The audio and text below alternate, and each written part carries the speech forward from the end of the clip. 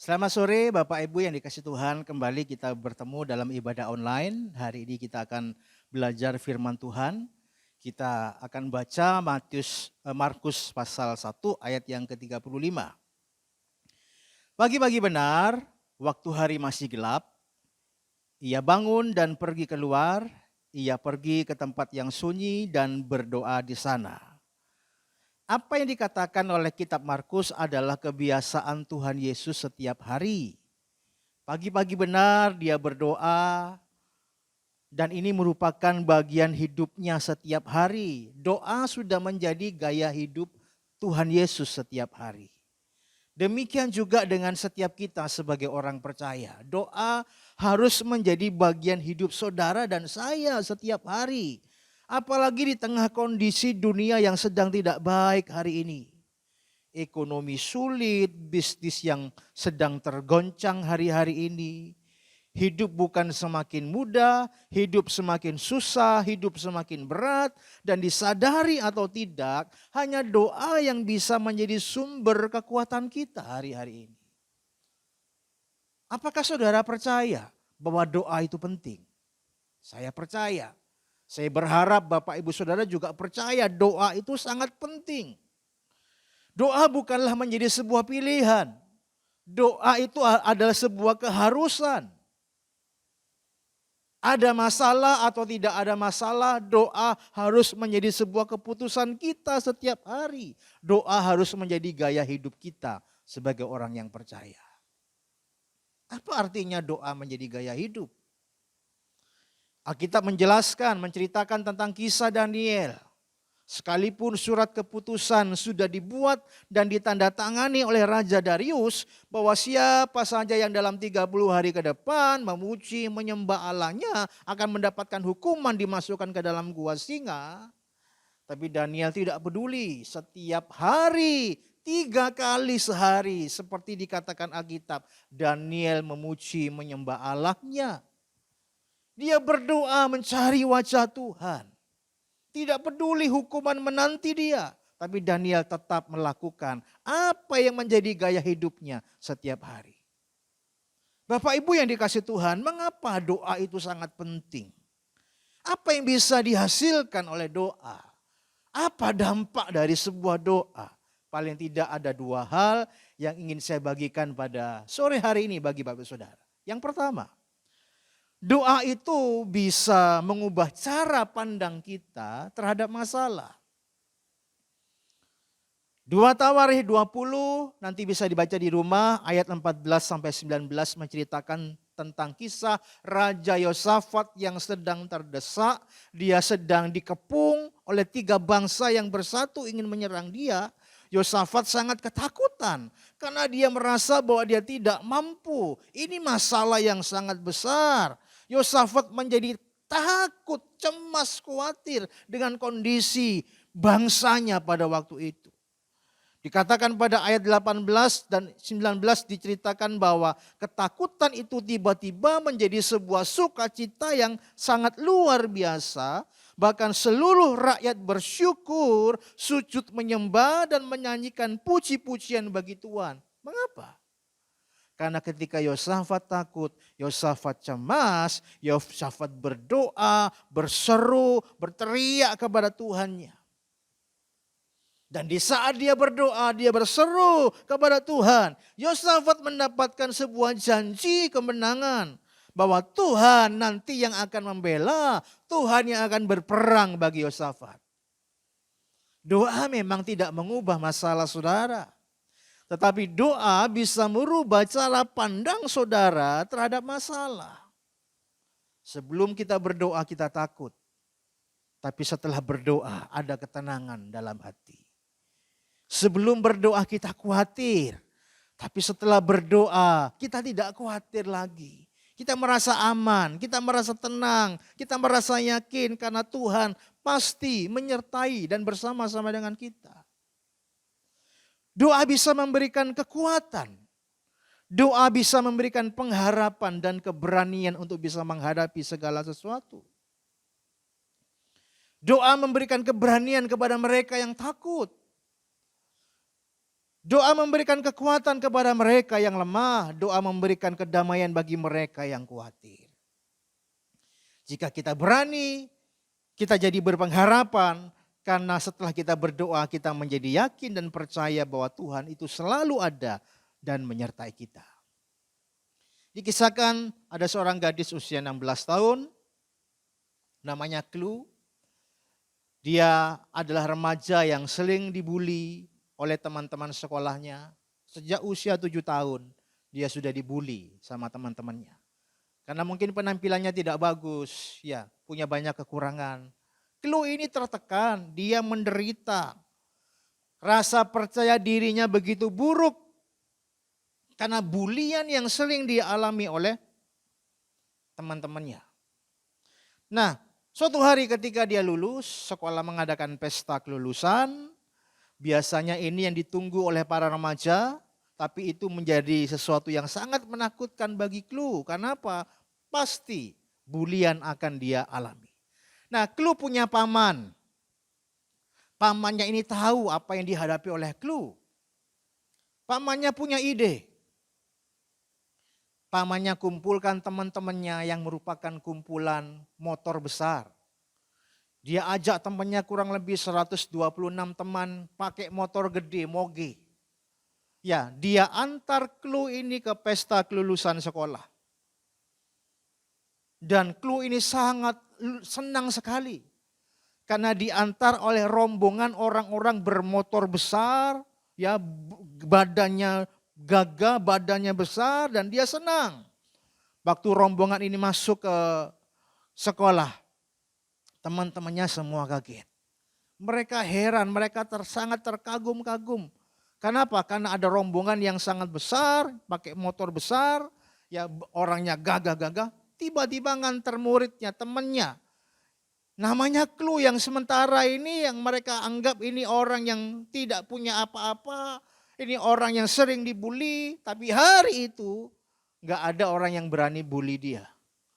Mereka semua kagum. Kenapa? Ternyata Clue punya backing. Clue punya teman-teman orang-orang yang luar biasa. Berperawakan besar, orang-orang yang gagah. Dan sejak hari itu tidak ada orang yang berani bully Clue. Rasa percaya dirinya tumbuh lagi. Karena selama ini tidak ada orang yang mendukung dia. Tapi hari itu dia merasa didukung, dia merasa disupport. Dan dia bangkit kembali rasa percaya dirinya. Sebuah pertanyaan yang perlu kita ajukan buat kita pada sore hari ini. Mengapa kita seringkali khawatir? Mengapa kita seringkali takut menghadapi hidup ini? Ketakutan, kekhawatiran sebenarnya menunjukkan bahwa saudara kurang percaya bahwa Tuhan itu menyertai kita. Kita kurang yakin, bahkan kita ragu, kita lupa bahwa Tuhan yang besar ada menyertai saudara. Mengapa seringkali kita cemas? Kecemasan itu sebetulnya menunjukkan bahwa kita lupa Tuhan yang ada, Tuhan yang besar itu ada dan siap menolong hidup saudara dan saya, siap membela kita. Kalau kita sadar bahwa kita disertai Tuhan, kalau kita sadar bahwa Tuhan ada di dalam kita, menyertai kita, saya rasa tidak ada masalah sebesar apapun yang bisa membuat kita takut dan khawatir. Ketakutan Yosafat seketika itu juga berubah menjadi sukacita. Padahal masalahnya tetap sama. Musuh belum dikalahkan. Perang belum terjadi. Tapi sorak-sorai kemenangan sudah dikumandangkan. Mengapa? Karena Yosafat tidak lagi melihat kepada besarnya musuh yang menghadang dia. Tidak lagi melihat kepada besarnya masalah yang menghadang dia. Tapi Yosafat melihat ada Tuhan yang besar yang sedang menyertai dia, yang siap memberikan dia kemenangan. Kalau Allah di pihak kita, siapa yang bisa lawan kita, saudara? Kalau Allah di pihak kita, sebesar apapun, saya percaya masalah yang kita hadapi, Tuhan pasti kasih kekuatan. Siapa yang percaya bahwa Tuhan bersama-sama dengan kita? Amin. Ya, oleh sebab itu ayo berdoa, cari wajah Tuhan. Saat saudara connect dengan Tuhan, saudara akan punya cara pandang yang berbeda terhadap masalahmu. Engkau punya perspektif yang berbeda menghadapi masalah dan persoalanmu.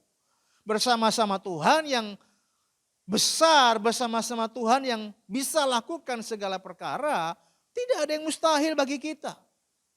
Tuhan bisa tolong kita, Tuhan bisa lepaskan kita. Kita punya Tuhan yang luar biasa yang bisa lakukan apa saja. Dia bisa menggunakan orang-orang yang kecil untuk bisa melakukan perbuatan yang besar. Dia bisa menggunakan cara-cara yang sederhana, cara-cara yang sepele untuk bisa menyelesaikan masalah-masalah yang besar. Tuhan merubuhkan tembok Yeriko yang sangat besar dan tebal. Hanya dengan sorak-sorai orang-orang Israel. Tiupan sangkakala, bunyi-bunyi trompet, tembok yang besar dihancurkan oleh kuasa Tuhan. Tuhan bisa menggunakan hanya dengan 300 tentara Gideon untuk bisa mengalahkan puluhan ribu orang-orang Midian dan Amalek. Sesuatu yang kecil, sesuatu yang biasa, tapi kalau bersama-sama dengan Tuhan, saudara akan keluar sebagai seorang pemenang. Sesuatu yang sederhana, sesuatu yang biasa, kalau bersama-sama dengan Tuhan, maka Tuhan bisa pakai hidup seseorang. Siapa Yusuf? Narapidana, orang buangan. Tapi bersama-sama dengan Tuhan, Yusuf diangkat tinggi menjadi orang kedua di Mesir.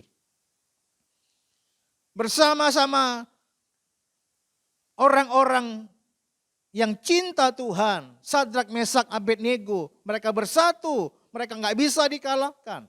Dilemparkan ke dapur api, Tuhan menolong. Daniel dilemparkan ke gua singa. Singanya nggak bisa menerkam. Tuhan menjaga, Tuhan melindungi.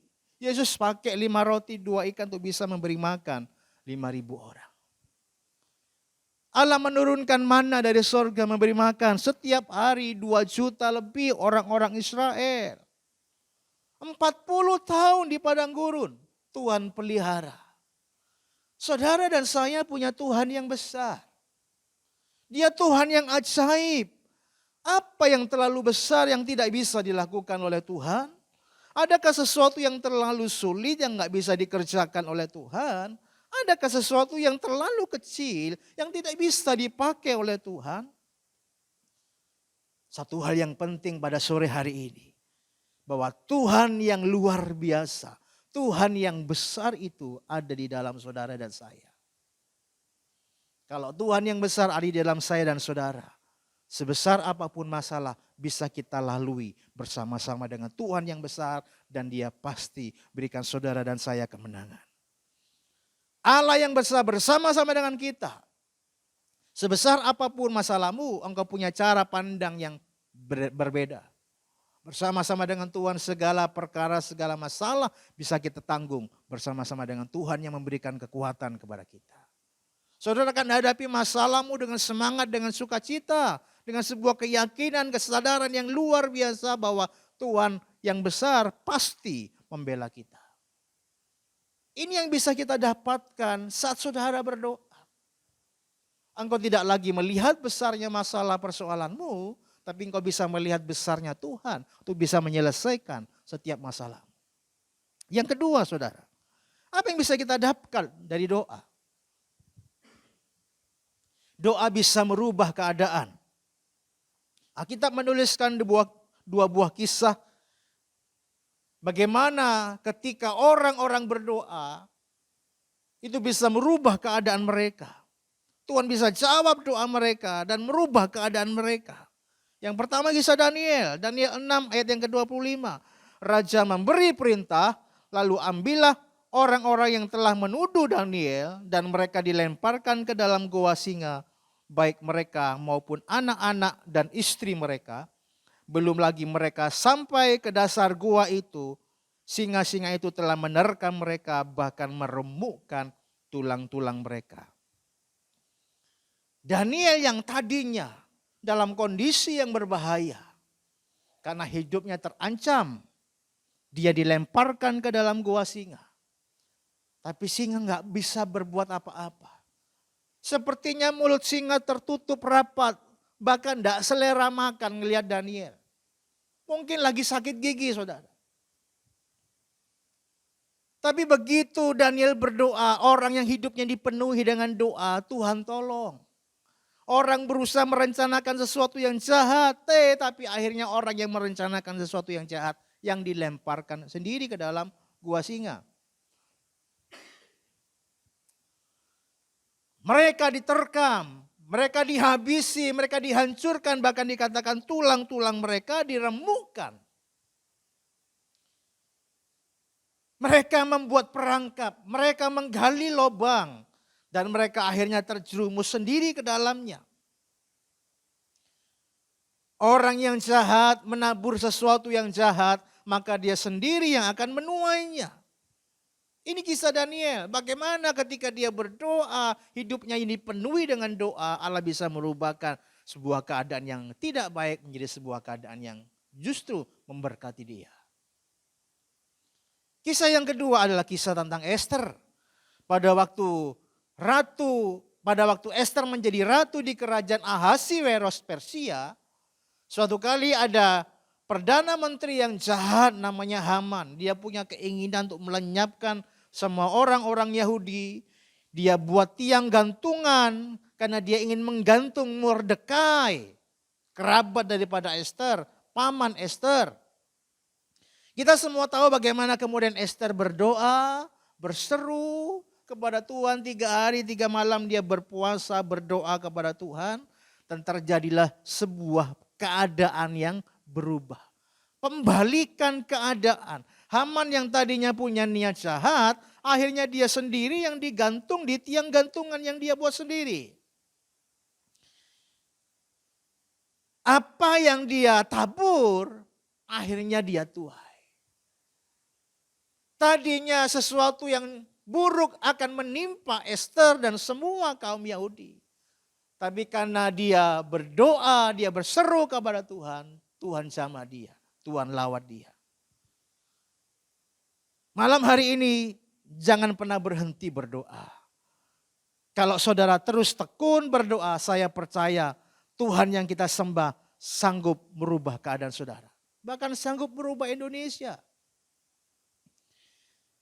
Kutuk bisa diubah menjadi berkat. Kemiskinan diubah menjadi kemuliaan. Yang sakit akan mengalami kesembuhan. Saya percaya episode Esther akan terjadi dalam kehidupan saudara dan saya. Allah sanggup merubahkan segala sesuatu. Siapa yang tidak kenal dengan Korea Selatan?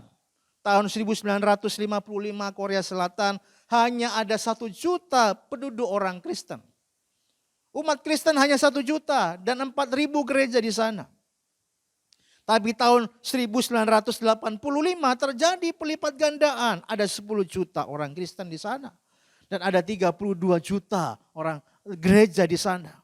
Dan hari ini penduduk Korea Selatan jumlahnya kurang lebih 50 juta. Tapi orang Kristen hampir mendekati 50% di sana. Dan ada kurang lebih 60.000 gereja di sana. Kekristenan berkembang dengan sangat luar biasa. Orang Korea itu adalah orang yang suka berdoa. Setiap hari mereka berdoa, mereka bangun pagi-pagi, jam 4 mereka bangun, kemudian berkumpul di gereja 4:30, mereka berdoa di sana, tidak peduli itu musim panas, musim dingin, musim hujan, setiap Jumat malam mereka berkumpul bersama, semalaman berdoa di sana. Korea Selatan dilawat Tuhan dengan luar biasa.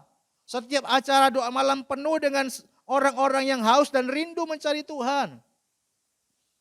Setiap hari ada 20.000 orang berpuasa di sana.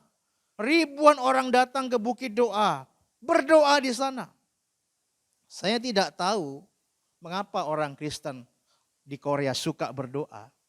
Tetapi yang saya tahu, Tuhan pernah melawat negara Korea ini dengan luar biasa karena doa. Dan hari ini saya percaya, Tuhan juga punya rencana yang luar biasa buat Indonesia. Tuhan cinta Indonesia. Ini waktunya kita berdoa, bersehati, mencari wajah Tuhan. Karena firman Tuhan berkata, apabila umatku yang atas namaku disebut, merendahkan diri, berdoa dan mencari wajahku, lalu berbalik dari jalan-jalannya yang jahat, maka aku akan mendengar dari sorga dan mengampuni dosa mereka serta memulihkan negeri mereka. Banyak hamba Tuhan mengatakan bahwa ini waktunya Tuhan akan melawat Indonesia. Ini waktunya bagi kita untuk kita berdoa, cari wajah Tuhan. Ayo satukan hati, berdoa, cari wajah Tuhan setiap jam 9 malam. Ayo semua satu hati berdoa. Semua umat Tuhan berdoa, cari wajah Tuhan, menyembah Tuhan. Saya percaya Indonesia pasti dilawat Tuhan dengan Tuhan luar biasa. Saat saudara connect dengan Tuhan, saudara berdoa, pribadi yang maha kuasa menyertai saudara. Ada bersama-sama dengan saudara dan siap melakukan perbuatan-perbuatan yang besar dalam hidup saudara dan saya. Tuhan Yesus memberkati kita pada sore hari ini. Bapa di sorga, terima kasih buat firman Tuhan pada sore hari ini. Kami percaya setiap kami yang mendengar firman Tuhan, mulai melangkahkan kakinya untuk senantiasa berdoa kepada Tuhan, mencari wajah Tuhan. Kami mau satu hati berdoa setiap jam 9 malam Tuhan, mencari wajah Tuhan. Karena kami percaya tidak ada yang mustahil ketika kami berdoa. Doa orang benar bila dengan yakin didoakan akan sangat besar kuasanya. Oleh sebab itu Tuhan yang menggerakkan hati jemaat, membawa setiap jemaat untuk boleh masuk di dalam doa bersatu, berdoa buat gereja, berdoa buat bangsa negara. Karena kami percaya Tuhan punya rencana yang besar buat Indonesia. Ini waktunya Tuhan lawat Indonesia. Ini waktunya Tuhan bekerja, memberkati Indonesia, memulihkan Indonesia. Karena tidak ada yang mustahil. Tuhan bekerja di balik doa, melakukan perbuatan-perbuatan yang besar. Karena doa. Terima kasih Bapak, berkati jemaat-Mu Tuhan yang di rumah. Kami percaya berkat-berkat Tuhan dilimpahkan dengan luar biasa. Pekerjaan mereka diberkati, usaha mereka diberkati, keluarga mereka diberkati. Segala sesuatu yang dikerjakan oleh jemaat Tuhan diberkati dengan luar biasa. Terima kasih Bapak, terima kasih. Kami sambut kebenaran firman Tuhan. Hanya dalam nama Tuhan Yesus Kristus kami alaskan doa kami. Haleluya. Amin.